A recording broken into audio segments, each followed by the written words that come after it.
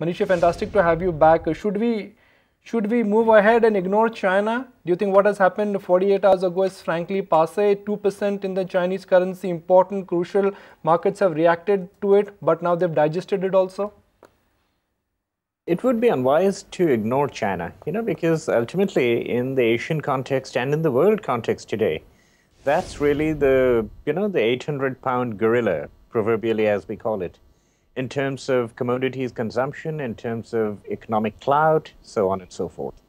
Having said that, I think the reaction that global equities had, and particularly emerging market equities over past 2 days or so, the reaction to the Chinese renminbi devaluation, that was slightly overdone. It was a bit of a knee-jerk reaction on the part of regional equities, which should not have been so severe in the first place. In your opening remarks, you mentioned that this is an attempt by the PBOC and the Chinese government to kickstart Chinese growth. Yes, I think that is true. It is essentially a form of mini stimulus that the Chinese government and the central bank is trying to effect, in addition to the rate cuts and the RRR cuts that they have been doing over the past 8 months or so.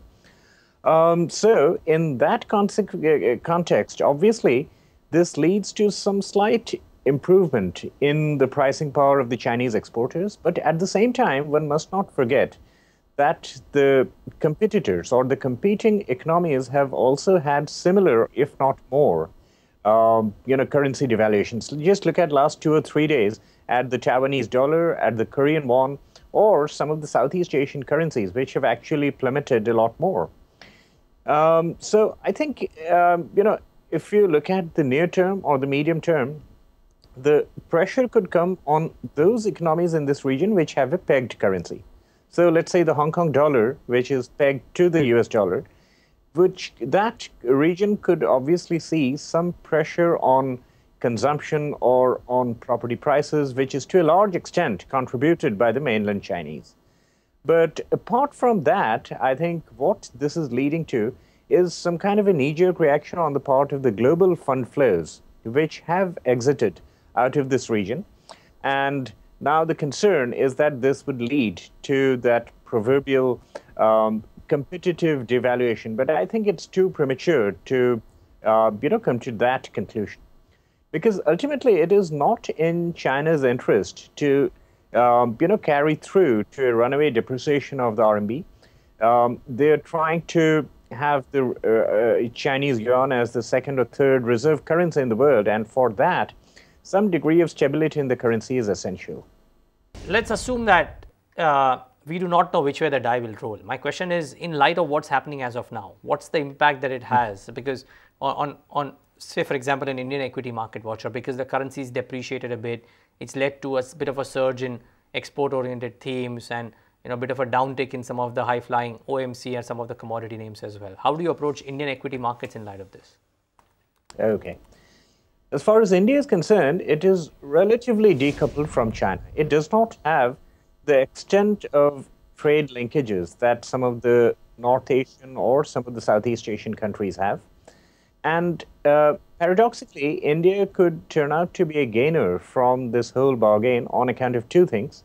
Number one, appreciation of the US dollar or depreciation of the emerging market currencies brings about in its wake another round of depression in commodity prices, which is obviously good news for India. It's been happening over the last few months, and it's kind of accelerated in last week or so.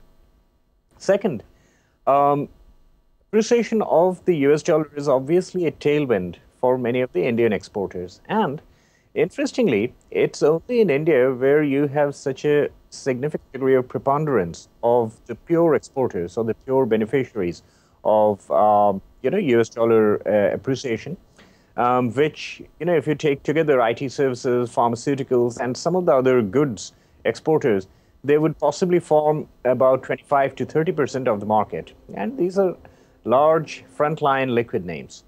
So in a sense, India is a bit of an exception to the rest of emerging markets or rest of Asia, which offers a significant hedge to this whole currency play.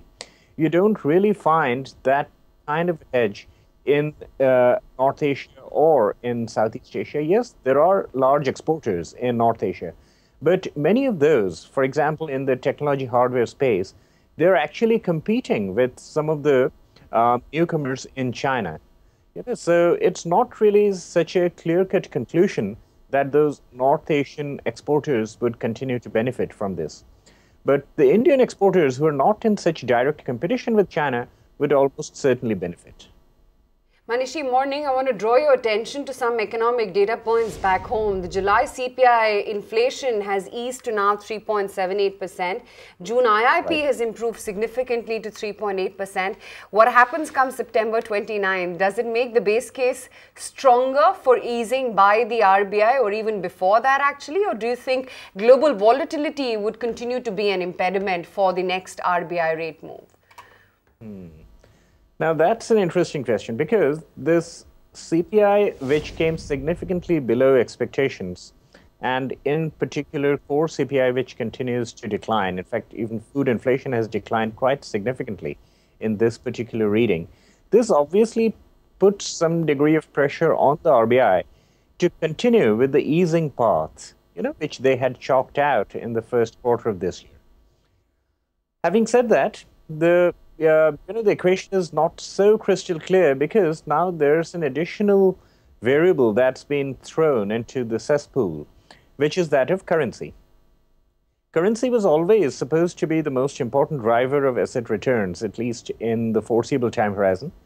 We were always believers in US dollar appreciation, but now, subsequent to this Chinese devaluation, it seems that the pace of devaluation of the emerging market currencies could turn out to be faster than what anyone anticipated.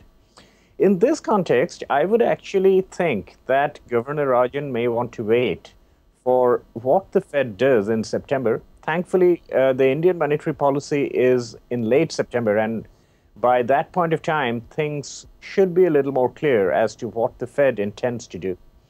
I would have been happier if the CPI would have been the only variable which drove or which commanded the Fed's or the RBI governor's attention. But unfortunately, there are just too many variables right now. So I think currency is also an important variable which they would like to watch out for. Manishi, so let me take a complete contrarian approach. We are talking about moving variables, and one such moving variable is commodities. Given what has happened to China, commodity prices have got demolished. They've melted away. That is a big comforting factor. Whatever may be the global scenario, and global volatility, I guess, is here to stay. Sometimes it is US, sometimes it is Greece, sometimes it is China. But ultimately, it's the commodity cycle which matters, and that is on our side. What you're trying to imply possibly is that as a sequence of commodity prices getting demolished, India's current account and India's fiscal account looks a lot better. I do agree with that. Having said that, what drives or what governs the central bank's decision, not just for India, but also across the rest of the world, is also how capital flows are likely to shape up. And these last 2 or 3 days turmoil have told us, or rather brutally reminded us, that currency volatility can lead to pretty significant capital outflows, which is something that any central government would also be mindful of. So, yes, I think fundamentally, the Indian economy is looking a lot better now. Growth is accelerating, which is pretty clear in the IIP numbers. Inflation is declining, which is what economists call the classic Goldilocks scenario. So actually we are believers in the fact that interest rate reductions in India would resume soon. Only thing we don't know is the exact time point, and I don't think anyone knows that. Whether it'll be September 29th or whether it'll be last quarter of this year or the first quarter of 2016 remains to be seen. But having said that, this Goldilocks scenario of gradual growth revival and interest rates continuing to decline, I think over the medium term, over the longer term, this is a reality for India. Okay, Manishi, now, the big topic is what happens to rate sensitive swap going ahead. And I really want to focus on the clear dichotomy that exists in 2 of these pockets. One of them is banks. The other one is autos. Let's start off with autos. There is a Tata Motors, which is languishing really, despite the CV cycle looking at turnaround for the other companies, because even the China factor is not in its favor. Then there is Maruti, which is doing so well, trading at new highs as well. Domestic centered company, and the sales growth look like promising. What do you do in such a scenario with some of these stocks, a Tata Motors, a Maruti, for example? Actually, we like both of them. You know, Maruti, because of the fundamentals, because of the strong growth, because of the distribution which has worked in its favor, you know, it is possibly one of the clear no-brainers. Yeah. Tata Motors is a slightly more difficult call, but we think that after this correction that we've had, possibly much of the negatives are factored into the price. You know, so in general, if one looks at the Indian auto space, I think four-wheelers are looking okay, because urban consumption has been relatively strong compared to rural consumption, and that is reflected in the passenger car volumes. So among the Indian autos, we do like the four-wheeler names at this point of time. Two-wheelers are a bit of a question mark at this point of time, because we are seeing divergent movements. The urban segment within two-wheelers, which are scooters, they're doing reasonably well. Motorcycle demand still continues to languish. But there's another variable that we are seeing here, and that again follows from that commodity price angle that we've been discussing. The decline in commodity prices is actually leading to many of these manufacturers being able to pass them on to their component suppliers, and as a consequence, garnering significant degree of margin expansion for themselves. We have seen that in the last quarter's numbers from the leading two-wheeler manufacturers as well. And I think if that continues, it could lead to earnings estimate expansion for them as well. Manishi, very quickly, is it an obvious choice that it's going to be always the private banking lot as opposed to PSBs? For the time being, unfortunately, yes. You know, we do prefer the private sector banks, and we have, been saying so for quite some time now, for more than 1.5 years.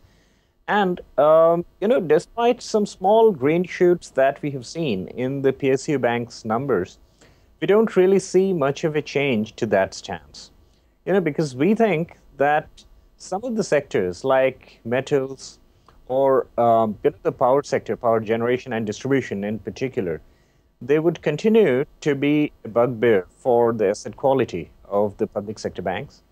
And these problems are difficult to solve in the near term. It would take at least another 2 to 3 quarters for investors to get a complete degree of visibility about how bad the asset quality problem could be. We must also not forget that the job of capital raising to maintain the Tier 1 capital ratios is predominantly with the public sector banks. They need to do much of this heavy lifting as far as capital raising is concerned. And that's not really too easy in the present environment. So, to cut a long story short, our preference still remains with the private banks, and it's likely to remain so for the near term at least. Okay, Manishi, we'll leave it at that. Thank you so much for taking the time out and joining us and giving us your sense.